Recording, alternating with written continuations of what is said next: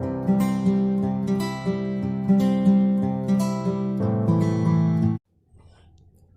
Friends, welcome back to my channel Deep classes. आज के video में हम जानेंगे रेखा चित्र की विशेषताओं के संदर्भ में ठकुरी बाबा का विश्लेषण और मूल्यांकन। हमारा आज का वीडियो स्टार्ट करने से पहले अगर आपने अभी तक हमारे चैनल को सब्सक्राइब नहीं किया है तो इसे सब्सक्राइब कर लें, जिससे हमारे सभी वीडियो के नोटिफिकेशंस आप तक पहुंच सके। साथ ही MHD से रिलेटेड सभी वीडियोस के लिए आप हमारे चैनल की प्लेलिस्ट में जाकर उन्हें देख सकते हैं। तो चलिए बिना देरी किए हम अपना आज का वीडियो स्टार्ट करते हैं।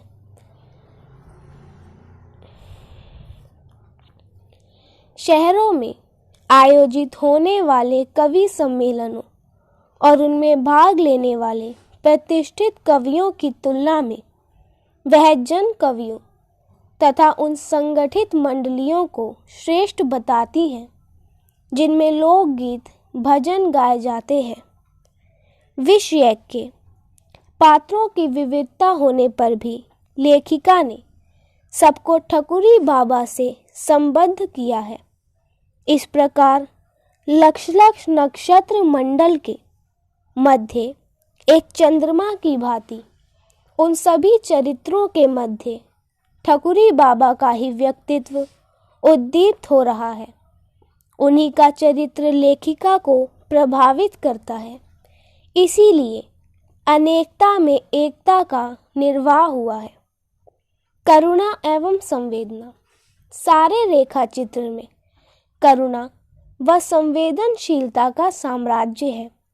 ठकुरी बाबा जिस प्रकार लेखिका की पर्णकुटी में आश्रय मांगते हैं, उससे किसी भी भावुक व्यक्ति को करुणा आ सकती है। बिटिया रानी का हम परदेसिन का ठहरे ना दोहे, बड़े दूर से पाए पियादे चले जाइत हैं। इतो रैन बसेरा है, भोर भयो उठी जाना रे, का झूठ कहित है। हम तो बूढ़ बाढ़ मनई हैं, ऊपर समुंदर कूप के महाराज, इहरे बरे कहत रहे उहाँ, चढ़े उतरे की सासत रही, नीचे कोनी ऊपरी माँ, तिल धरे का ठिकाना नाहिन बा। अब दिया बाती की बिरिया कहाँ, जाई करत सकी। उनके मुख से पैदल चलकर दूर से आना, बूढ़ा मनुष्य होना, चढ़ने उतरने में कष्ट का अनुभव होना, अन्य कुटियों में तिल धरने को जगह न होना, यह संवेदना के आधार है। ऐसी संवेदनशीलता संपूर्ण रेखा चित्र में व्याप्त है। ठकुरी बाबा के वृतांत के वर्णन में भी लेखिका की करुणा छलकती प्रतीत होती है। दंपति सुखी नहीं हो सके, यह कहना व्यर्थ है। दासों का एक से दो होना प्रभुओं के लिए अच्छा हो सकता है, दासों के लिए नहीं। एक और इससे संप्रभुता का विस्तार होता है, वहीं दूसरी ओर पराधीनता का प्रसार। स्वामी तो साम दाम दंड भेद द्वारा उन्हें लड़ाकर दासता की ओर दृढ़ करते रहे हैं, और दास अपनी विवश झुंझलाहट और हीन भावना के कारण एक दूसरे के शापों को विविध बनाकर उसे बाहर आने का मार्ग अवरुद्ध करते रहे हैं। यह टिप्पणी ठकुरी दंपत्ति को लक्ष्य करके की गई है। लेखिका को इस बात पर दया आती है कि ठकुरी विवाह करके भी सुखी ना हो सके। पहले वह ही भाइयों की चाकरी करते थे, अब पत्नी भी उसमें सम्मिलित हो गई। उन दोनों की विवशता पाठक की संवेदना आंदोलित कर देती है। ठकुरी बाबा तथा उनकी मंडली के सदस्यों का अकृत्रिम स्नेह व आत्मीयता लेखिका के हृदय को उद्वेलित कर देती है। महादेवी के रेखा चित्रों में केंद्रीय पात्र एक होता है। प्रस्तुत रचना में ठकुरी से संपर्क की कहानी आरंभ होती है। लेखिका का पूरा फोकस ठकुरी बाबा के व्यक्तित्व पर केंद्रित हो जाता है। स्मृतियों का सिलसिलेवार ढंग से वर्णन और भावपूर्ण आख्यान ही इसका ढांचा बनाते हैं।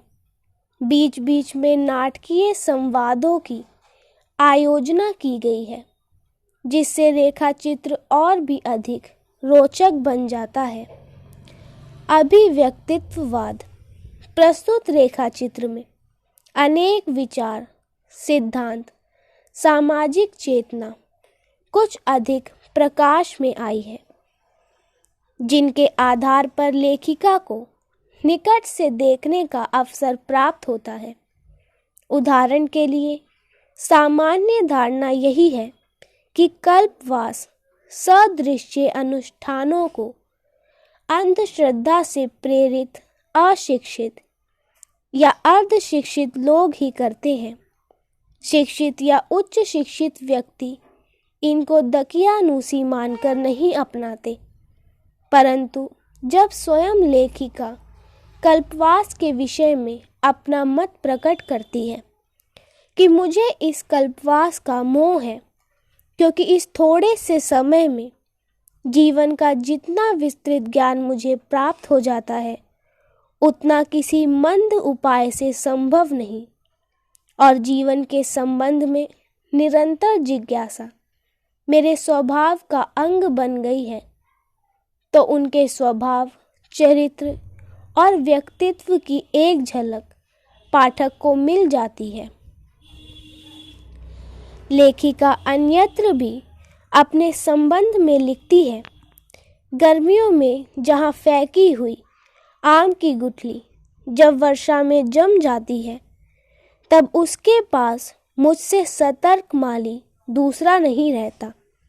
घर के किसी कोने में चिड़िया जब घोंसला बना लेती है, तब मुझसे अधिक सजग प्रहरी दूसरा नहीं मिल सकता। मेरे चारों ओर ना जाने कितने जंगली पेड़ पौधे, पक्षी आदि मेरे सामान्य जीवन प्रेम के कारण ही पनपते जीते रहते हैं, जिसका दूध लग जाने से आँख फट जाती है। वह थूहर भी सयत्न लगाए आम के पार्श्व में गर्व से सिर उठाए खड़ा रहता है। धसकर न निकलने वाले कांटों से जड़ा हुआ भटकटैया सुनहले रेशम के लच्छों में ढके और उजले कोमल मोतियों से जड़े मक्का के भुट्टे के निकट साधिकार आसन जमा लेता है। ना जाने कितनी बार सर्दियों में ठिठुरते हुए पिल्लों की टिमटिमाती आँखों में अनुनय ने मुझे उन्हें घर उठा ले जाने पर बाध्य किया है। पानी से निकले हुए जाल में मछलियों की तड़प, पक्षियों के व्यापारी के संकीर्ण पिंजरे में पंखों की फड़फड़ाहट, लोहे की काले कटघरे जैसे गाड़ी में बंदी और हाफते हुए कुत्तों की करुण विवशता ने मुझे ना जाने कितने विचित्र कर्मों के लिए प्रेरणा दी है। इन पंक्तियों से उनका प्रकृति प्रेम और प्राणी मात्र के प्रति करुणा का ज्ञान होता है। इस रेखा चित्र से लेखिका की दो बातों का और पता चलता है: रोष तथा दृढ़ संकल्प शक्ति। जब उनके सिद्धांत या मान्यता के विरुद्ध कोई बात कही जाती है तो उन्हें क्रोध भी आता है। इसका उदाहरण ठकुरी बाबा की मंडली को देखकर भक्ति द्वारा उसे अजाब घर बताने पर लेखिका का क्रोध भरी दृष्टि से देखना है। अतिथियों के लिए अनादर का भाव प्रकट करना उनके लिए असहाय था। इसीलिए क्रोधपूर्ण दृष्टि से देखकर उसे चुप कर दिया। पर उनका वह क्रोध स्थायी नहीं रहा। उन्होंने स्वयं स्पष्ट किया है कि भक्तिन मेरे आराम की चिंता के कारण ही दूसरों से झगड़ती है तथा उसे अपनी परम अनुगत मानती है, इसीलिए उस पर क्रोध अधिक समय तक नहीं रहता। भक्तिन उनके किसी कार्य को उनके लिए प्रतिकूल व सुविधाजनक जानकर उसका प्रतिवाद करती है, पर उसके प्रतिवाद से लेखिका का निश्चय और भी दृढ़ हो जाता है। वह मौन हो जाती है तो भक्तिन सहम जाती है और फिर नहीं बोलती। उनकी विनोदी वृत्ति का परिचय तब मिलता है जब भोजन के समय यह जानकर भी कि तिल के लड्डू बांटने में समाप्त हो गए हैं, उसे तंग करने के लिए तिल के लड्डू लाने को कहती है। इसका उद्देश्य केवल भक्तिन को परेशान करना है, क्योंकि जब वह खाने से इनकार करती है तो भक्तिन उनकी खुशामद करती है। ग्राम्य जीवन के प्रति उनकी आदर भावना का परिचय भी इसी रेखा चित्र में मिलता है तथा इस धारणा का भी कि ग्रामीण जीवन के उदारता, सहज सौंदर्य, सरल भावुकता आदि गुण लुप्त होते जा रहे हैं। इस रेखा चित्र में यह भी ज्ञात होता है कि लेखिका समाज सेविका नवीन शिक्षा पद्धति से शिक्षित तथा प्रगतिशील विचारों वाली होने पर भी धार्मिक आस्था से सर्वथा शून्य नहीं है। वह संक्रांति स्नान भी करती है। परंपरानुसार मकर संक्रांति के दिन खिचड़ी व तिल के लड्डुओं का दान भी करती है तथा उस दिन स्वयं भी खिचड़ी व तिल के लड्डू खाती है। रामकृष्ण चरित्र के काव्यमय वर्णन उन्हें भी भाव विहीन करते हैं। अब जानते हैं इसकी चित्रात्मकता के बारे में। अन्य रेखा चित्रों की भांति इसमें भी लेखिका ने भी परिवेश तथा व्यक्तियों के चरित्र इस प्रकार अंकित किए हैं कि परिवेश साकार हो उठता है और व्यक्ति का अंतर्बाह्य मूर्त हो उठता है। पर्णकुटी के बरामदे का दृश्य देखिए। फटी और अनिश्चित रंग वाली दरी, दुसूती का बिछौना, मैले फटे कपड़ों की गठरी, लाल जिस्म का मुकुट पहने, नारियल का काला हुक्का, सुरती का बटुआ, काली मरजई, तेल स्नान से चिकनी बनी गांठदार लाठी और निवार से बनी खटपटी। ठकुरी बाबा का हुलिया भी इसी चित्रात्मक शैली में प्रस्तुत किया गया है। सिर का अग्रभाग खलवाट होने के कारण चिकना चमकीला था, पर पीछे की ओर कुछ सफ़ेद केशों को देखकर जान पड़ता था कि भाग्य के सहारे रेखाओं से भयभीत होकर वह दूर जा छिपे हैं। छोटी आँखों में विषाद, चिंतन और ममता का एक ऐसा सम्मिलित भाव था जिसे एक नाम देना संभव नहीं है। लंबी नाक के दोनों ओर खींची हुई गहरी रेखाएं दाढ़ी में विलीन हो जाती हैं। नंगे पांव और घुटनों तक ऊंची धोती पहने इस बूढ़े बाबा की लंबी सफ़ेद दाढ़ी के बीच कुछ एक काले बाल विचित्र सा आकर्षण पैदा करते हैं। अब जानते हैं व्यंग्य व विनोद। लेखिका की शैली की विशेषता व्यंग्य और विनोद की सामग्री का यथावसर समावेश है। इसमें ध्यान देने योग्य बात यह है कि व्यंग्य की योजना तिरस्कार या उपहास के लिए की गई है और विनोद की केवल हास्य की सृष्टि के लिए। लेखिका का हास्य फूहड़ न होकर सदा शिष्ट होता है। जीवन की ऐसी अव्यवस्था में भी वह उलाहना देना नहीं जानती। हाँ, कभी कभी होठ सिकोड़ कर गंभीरता का अभिनय करती हुई वह कह बैठती है, काय विद्या का कोनियु इमाथिहान नाहिबा, हो तो हम हूँ बढ़ोती में एक ठो, सर्टिफिकेट पाई जाइत उहर का, हम मर जाप तो इनकर का हुई, कौन बनाई खियाई, कौन इनकर ई अजाब घर देखी सुनाई। सच्चे कल्पवासी अपने और आग के बीच इतना अंतर बनाए रखते हैं जितने में पाप पुण्य का लेखा जोखा रखने वाले चित्रगुप्त महोदय धोखा खा सके। तुम स्वर्ग में कैसे रह सकोगे बाबा? वहाँ तो ना कोई तुम्हारे कूट पद और उलट बासियाँ समझेगा और ना आला उदल की कथा सुनेगा। स्वर्ग के गंधर्व और अप्सराओं में तुम कुछ ना जचोगे।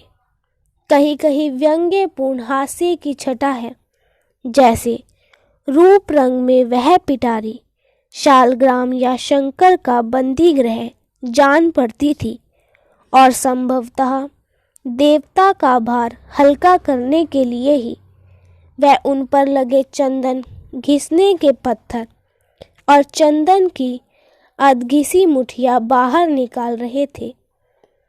रामनामी चादर के एक टुकड़े पर जो पोथी पत्रा धरा था, उसमें सबसे ऊपर हनुमान चालीसा का शोभित होना प्रकट कर रहा था कि उनके दैवत्व को नित्य भूत प्रेतों की आसुरी माया ने लोहा लेना पड़ना जाता है। ऐसे व्यंग्य विनोद के उदाहरण सारे रेखा चित्र में बिखरे पड़े हैं। अब जानते हैं निबंध तत्व। अन्य रेखा चित्रों की भांति इसमें भी कहीं लेखिका के चिंतन व दार्शनिकता की छाप मिलती है। जब वह किसी बिंदु पर विचार विमर्श करती है तो वहाँ निबंधात्मक के दर्शन होते हैं। जैसे किसी समय इस कल्पवास का कितना महत्व रहा होगा, इसका अनुमान लगाने के लिए इसका आज का समारोह भी पर्याप्त है। संभवतः उस समय देश के विभिन्न भागों में रहने वाले व्यक्तियों के मिलन, उनके पारस्परिक परिचय, विचारों के आदान प्रदान तथा सांस्कृतिक समन्वय का यह महत्वपूर्ण साधन रहा होगा। ये नदियाँ इस देश की रक्त वाहिनी शिराओं के समान जीवनदायक रही हैं। इसी से इनके तट पर इस प्रकार के सम्मेलनों की स्थिति स्वाभाविक और अनिवार्य हो गई है, तो आश्चर्य नहीं। मनोवैज्ञानिक विश्लेषण। लेखिका ने कहीं कहीं मानव प्रकृति का मनोवैज्ञानिक विश्लेषण भी खूब किया है। अवसर पर छल से लाभ उठाने की प्रवृत्ति पर प्रकाश डालते हुए विनिमय की गई वंदना का वर्णन करती है। पर वस्तु से वस्तु का विनिमय जर्जर नहीं माना जाता, चाहे विनिमय में असमानता ही क्यों ना हो। आवश्यकता और नियम के बीच वह सरल ग्रामीण जैसा समझौता करा देते हैं। उसे देखकर हंसी आए बिना नहीं रहती। कोई गुड़ की एक डाली रखकर ठकुरी बाबा से आधे सेर आटा ले जाता है। कोई 4 मिर्च देकर आलू शकरकंद का फलाहार प्राप्त कर लेता है। कोई पत्तों पर तोलाभर दही रखकर कटोरा भर चावल नापता है। कोई धूप के लिए रत्ती भर घी देकर लुटिया भर दूध चाहता है। इन पंक्तियों में लाभ उठाने की प्रवृत्ति का सुंदर वर्णन है। अब जानते हैं काव्यात्मकता के बारे में। अन्य रेखा चित्रों की भांति इसमें भी काव्यमय गद्य की छटा जहाँ तहाँ देखने को मिलती है।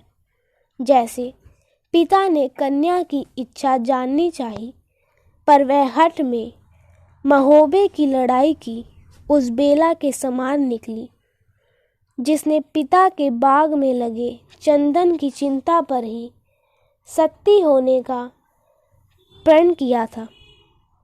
बेला ने बचपन के साथी को छोड़ना नहीं चाहा और इस प्रकार ठकुरी बाबा वचन भंग के पातक से बच गए।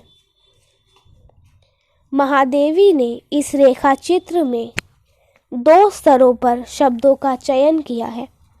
पहला स्तर तत्सम प्रधान संस्कृत निष्ठ शब्दावली का है। वत्स, चमार, रोम, ग्रीष्मावकाश आदि। दूसरे स्तर पर उपेक्षित, दलित, गांव गवई, लोगों की तद्भव और देशज शब्दावली का गहरी मोटरी, हुक्का चिलम, चटाई, पिटारा, लोटा डोर, लादे फांदे, कहीं कहीं लक्षणा शब्दी का प्रयोग है। अर्थ की दृष्टि से कवि ठाकुर दीन सुदामा ही रह गए। ग्रामीण अशिक्षित पात्र अपनी बोली बानी का प्रयोग करते हैं। भक्तिन अपनी बोली में बोलती है। ठकुरी बाबा अपनी देहाती का दामन पकड़े हैं। उनके साथ आए लोग भी ग्रामीण भाषा में बात करते हैं। बिटिया रानी का हम परदेसिन का ठहरे न देंगे, बड़ी दूर से न प्यादे चले आइत है, इतो रैन बसेरा है, भोर भयो उठी जाना रहे, का झूठ कही थे, हम तो बूढ़ बाढ़ मनई है। शैली कहीं वर्णात्मक है, कहीं चित्रात्मक, तो कहीं बिंबात्मक। भाषा शैली में सर्वत्र प्रवाह है, वेग है, त्वरा है, लोच है। इसी के साथ हमारा आज का वीडियो यही खत्म होता है। वीडियो पसंद आया हो तो वीडियो को लाइक एंड शेयर करें। चैनल को सब्सक्राइब करना न भूलें। Thank you for watching.